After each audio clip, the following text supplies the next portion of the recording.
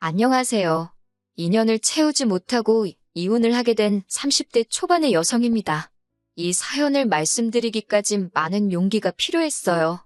아는 사람한테 이야기하자니 너무 부끄러워서 이렇게 익명으로 사연을 적어봅니다. 남편과 저는 같은 건물에서 일하면서 알게 되었습니다.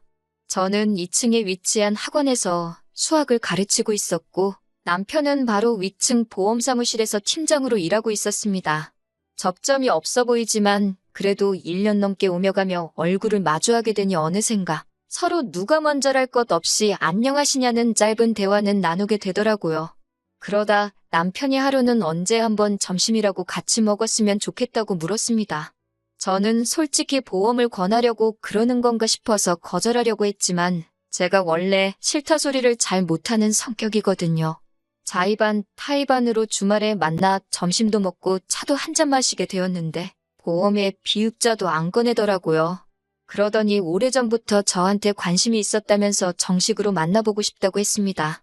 남편의 솔직한 말에 마음의 문을 열게 되었고 그날을 계기로 저희는 연인이 되었어요.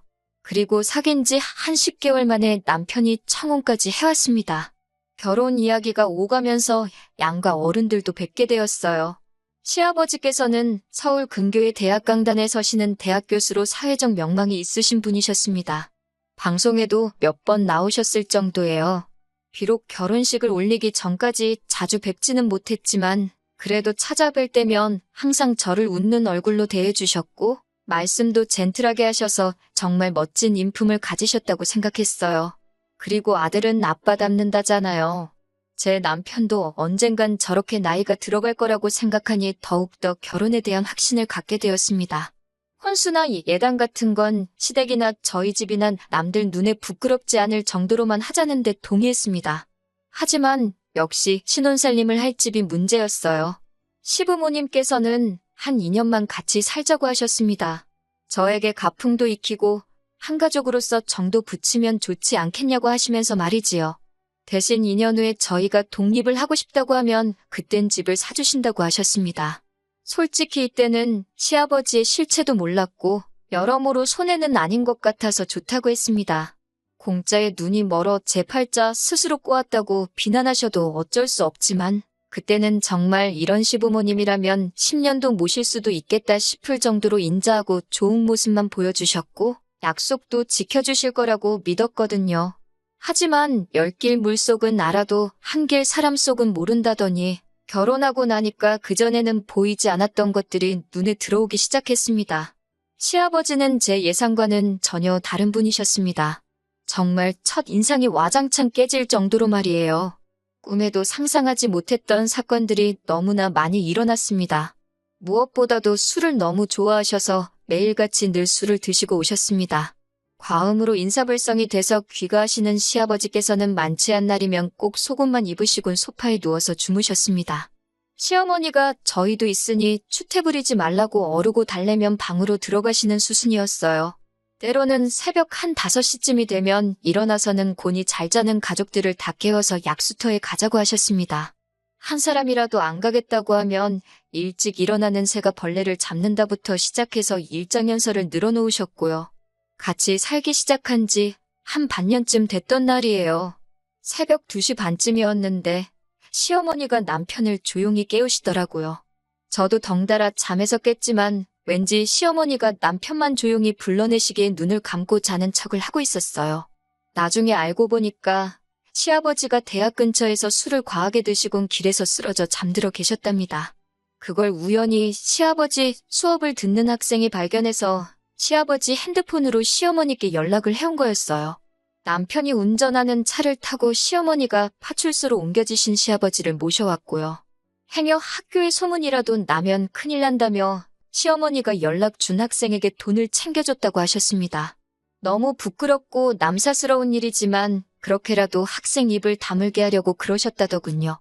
나중에 남편에게 그 이야기를 듣고는 시부모님 두 분 모두께 너무나 실망을 했습니다. 그런 일이 있었음에도 불구하고 시아버지의 음주는 점점 더 심해져만 가는 눈치였습니다.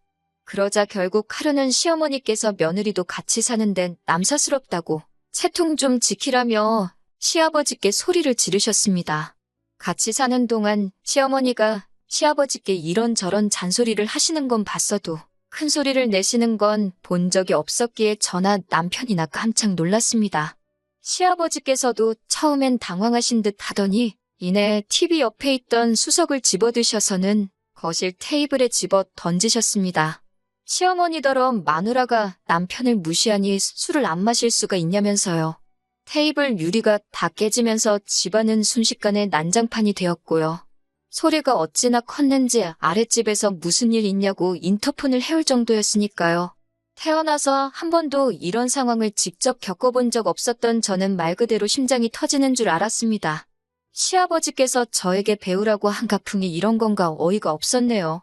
시어머니는 주저앉아서 당신 팔자를 한탄하시면서 우시고 저는 그런 시어머니를 달래며 집을 치워야만 했습니다. 시아버지는 욕을 하며 집 밖으로 나가셨고 걱정이 된다며 남편은 시아버지 뒤를 따라 나갔고요. 놀라운 건 이런 대소동이 있었지만 그 다음 날 가족 중 누구 하나 먼저 이 일을 입에 담는 사람이 없었다는 거예요. 사실 무엇보다도 시어머니와 저희 부부를 답답하게 한 건 시아버지는 다음 날이 되면 아무 일도 없었다는 듯이 행동을 하신다는 점이었습니다. 처음에는 어찌나 태연하게 연기를 하시는지 정말 기억을 못 하시나? 기억력에 문제가 있으신 건 아닌가 싶더라고요. 결국 한 1년쯤 지났을 때 저는 남편에게 우리 제발 나가 살면 안 되냐고 물었습니다. 아프신 시아버지 병수발을 할 자신이 없다고 솔직하게 털어놓으면서 말이에요.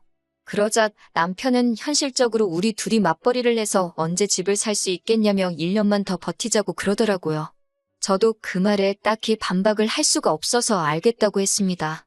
그리고 그때부터 마음속으로 하루하루를 새고 있었네요. 그리고 얼마 뒤 평소처럼 시아버지는 귀가하시기 전이었고 꾸벅꾸벅 졸고 계신 시어머니께 먼저 들어가 주무시라고 했어요. 그리고는 남편과 제가 거실에서 시아버지를 기다리고 있었고요. 그런데 2시쯤 남편 핸드폰으로 전화가 걸려왔어요. 받아보니 경찰서더라고요. 시아버지께서 엉뚱한 동네에 있는 포장마차까지 가셔가지고는 술에 취해 행패를 부리셨다고 하더군요. 옆자리에 중년 부부가 술을 마시고 있었는데 아내 되는 사람한테 치근덕거리다 싸움이 났고요. 결국 신고를 받고 지구대 경찰관이 나왔는데 그 경찰관한테 욕설을 퍼부으셨답니다. 남편은 그 이야기를 듣자마자 앞에 쩔쩔매면서 지금 당장 모시러 가겠다고 죄송하다고 연신사과를 하고 있었어요. 이게 무슨 개망신인가 싶었습니다. 그래도 다행히 시아버지를 알아보는 사람은 없었나 보더라고요. 새벽동이 틀 때쯤 시아버지와 남편이 집으로 돌아왔습니다. 주무시던 시어머니도 소란스러운 소리에 깨셨고 저도 잠 한숨 못 자고 날밤을 샜어요. 술에서 덜 깨신 것 같았는데 뭐가 그렇게 그날은 또 기분이 좋으신지 계속 저한테 사랑의 총알을 쏘시고 저더러 한번 안아보자 그러시는 거예요. 남편이 얼른 안아드리라 그래서 떨떠름하게 어깨동무식으로 대충 안아드렸더니 갑자기 제 팔뚝 안쪽 살을 꼬집듯이 주물럭 거리시는 게 아니겠어요. 저는 어색하게 웃으며 팔을 빼냈습니다. 그러자 또 어딜 가려고 그러냐며 제 손목을 잡아 끄시더니 제 팔뚝살을 또 만지려고 하시는 거예요. 그 순간 더는 아니다 싶어서 제가 시아버지께 왜 자꾸 만지시냐고 아프다고 그러면서 정색을 했습니다.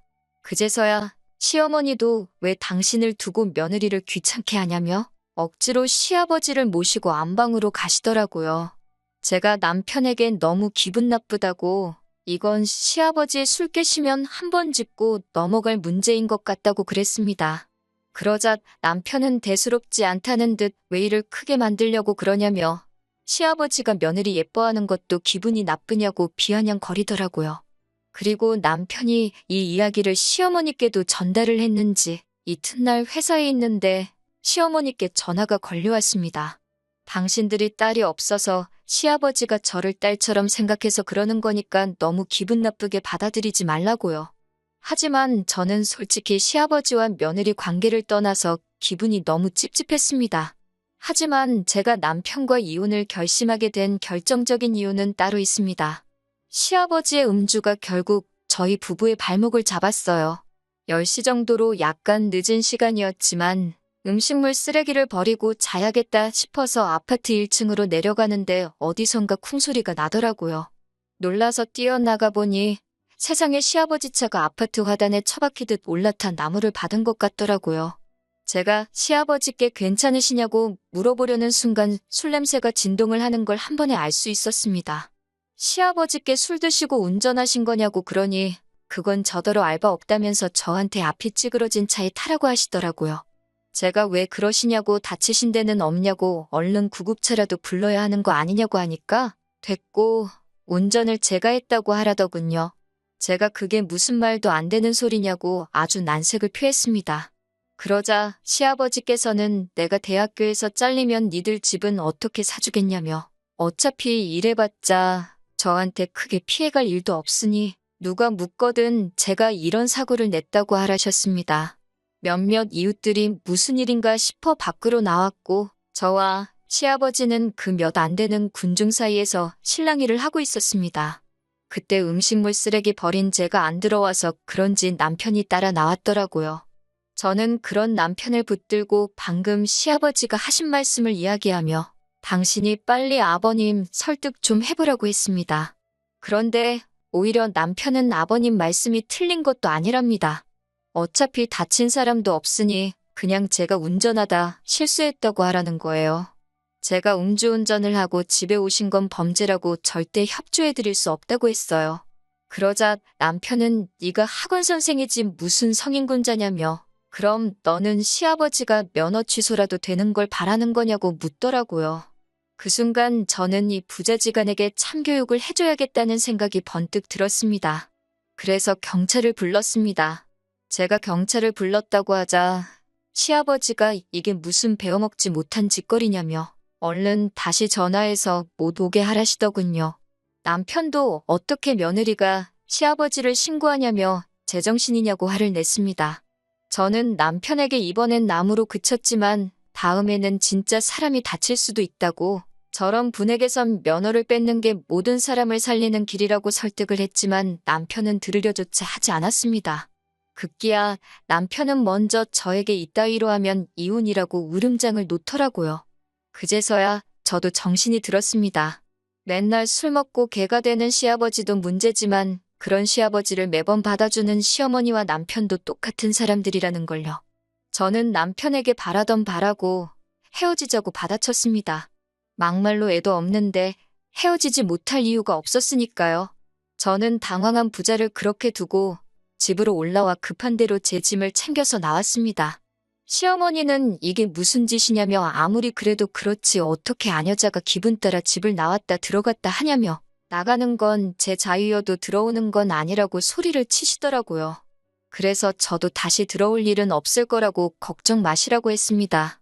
결국 시아버지는 혈중알코올 농도가 면허 취소 수준으로 나온 데다 블랙박스에 음주운전을 한 기록까지 다 녹화가 되어 있어 결국 면허 취소에 벌금형까지 내려졌습니다. 남편은 그제서야 자기가 잘못 생각했다는 걸 알았는지 저에게 다시 한 번만 이해해달라며 싹싹 빌었지만 저는 소송을 불사해서라도 이혼할 거라고 말해줬어요. 그리고 질질 끌면 시아버지 이야기까지 다 떠벌리겠다고요. 그러자 남편도 더는 제 마음을 돌릴 수 없겠다 싶었는지 이혼에 동의해주겠다 했습니다. 대신 시아버지가 돌아가시면 다시 같이 살자는데 이건 뭐 미친 소리나 마찬가지죠. 그렇게 며칠 전 저와 남편은 마지막으로 협의이혼을 했다는 신고서를 내고 깔끔하게 남남이 되었습니다. 이제 당분간은 술 먹는 사람은 상종도 하기 싫으네요. 시아버지는 면허 취소와 지난번 술에 취해 길에서 발견된 일까지 학교 안에 소문이 나면서 결국 강단에서 물러나셨다고 하더군요. 지금은 뭐 미움도 없고요. 그냥 시아버지가 건강관리 잘 하셔서 오래 사시면 좋겠습니다.